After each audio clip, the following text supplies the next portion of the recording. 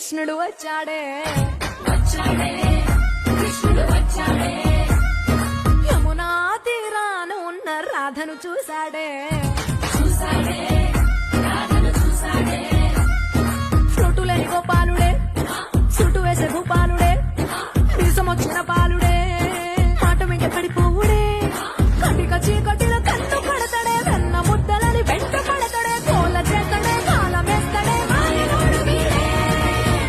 high Brindavanam నుంచి కృష్ణుడు వచ్చాడే